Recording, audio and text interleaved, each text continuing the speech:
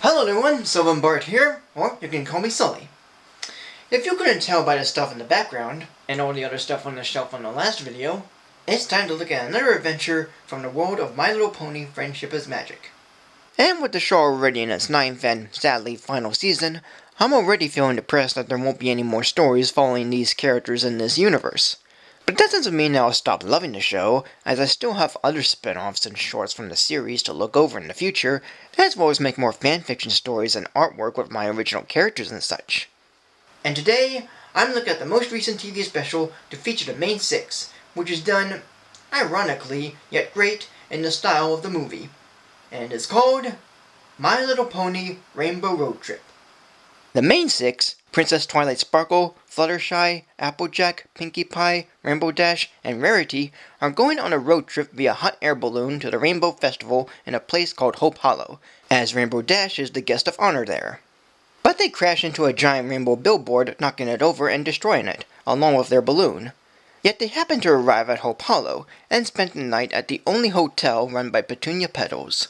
But when the main six felt Petunia and the hotel were all gray, they soon realized the next day that the whole town and every pony in it is all colorless, not caring for each other and even feeling scared and surprised by the main six, as they are the only color around.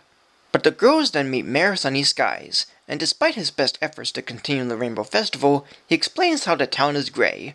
For the town was once full of color and happy ponies, and Sunny's grandfather started the Rainbow Festival, with not just its activities, food, and entertainment, but with a contraption that creates a rainbow for every pony to see. Yet as machines passed down and it's Sunny's time, every pony in town started to not care at all, and Sunny uses magic on the Rainbow Maker to make a bigger rainbow. But it backfires and the whole town loses its colors, and Sunny feels he's to blame for it. But the main six reassure Sunny by helping him bring back the Rainbow Festival, by getting every pony in town together and helping them get along and work together to have the festival again, as color slowly and eventually comes back. At first when I heard the title, I was expecting another Equestria Girls movie or special. But I was very surprised to find out that it takes place within the show, and it's made even better thanks to the style of animation it went for. As you can see, the animation for the special was done in the style of My Little Pony the movie back in 2017, and it's great to see it again. Though I do feel like the backgrounds look more like the ones from the show, but in comparing Ponyville between the special and the show, it is pretty close. Where Canterlot in the movie looked extravagant and detailed, Ponyville in this special is a little bit simple. That is until we get to Hope Hollow and it looks more like in the show style than in the movie style, at least from how I noticed. But this does beg the question, why do the special in the movie style? There's nothing in it that makes it cinematic in any way. It makes the characters move more smoothly and elegant like during the Disney Renaissance. Well, it turns out that this was going to be a theatrical sequel to the 2017 movie, being loosely based on a scrapped concept for the movie, but it was then rewritten as a TV special. Yet I feel like the plot still could have worked in the show's style like what Best Gift Ever did. However, where Best Gift Ever is supposed to be part of Season 8, many fans thought that this special is supposed to be part of Season 9, until it's confirmed to be just a My Little Pony special, despite it having characters and settings from Friendship is Magic.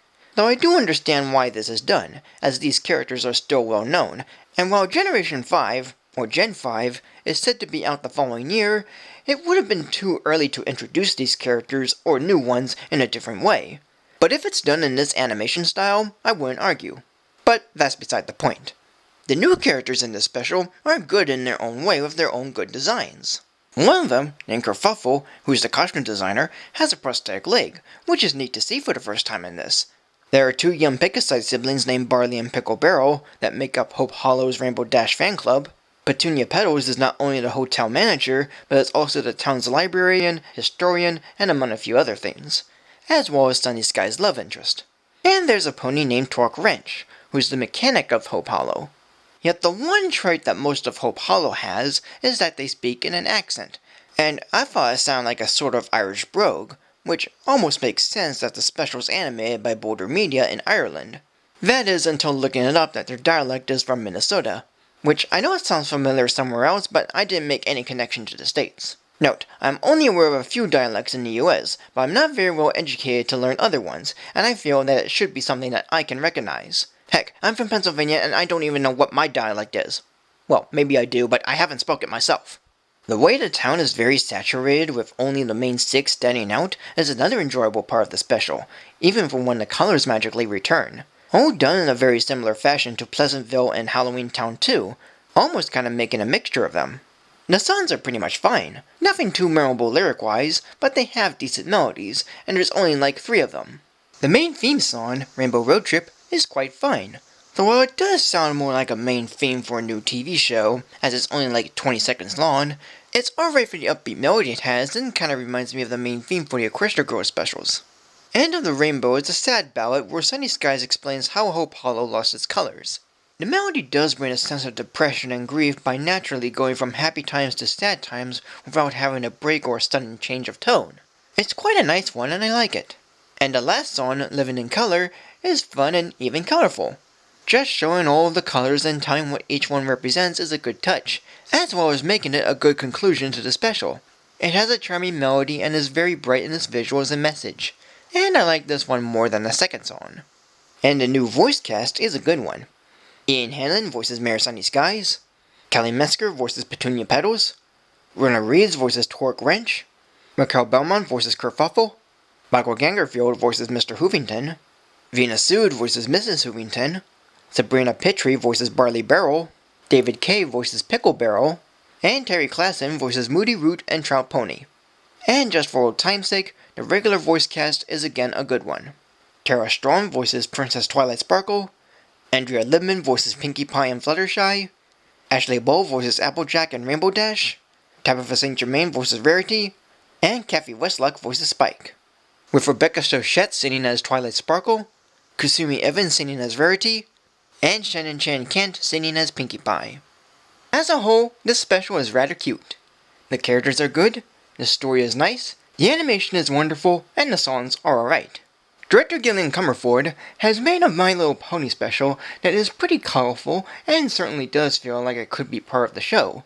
But with knowing that this is just a special with no tie-ins to Gen 4, it really feels and kind of looks like it should be, because there's no way to get around that as a special when using characters and settings from a very similar source. But with that aside, it's a very neat little special, with the likable characters, a simple dilemma, and a return to the movie-style animation, which I love. And since the Friendship is Magic series is coming to a close, and Season 9 being the final season, this special is a very nice way to conclude this generation.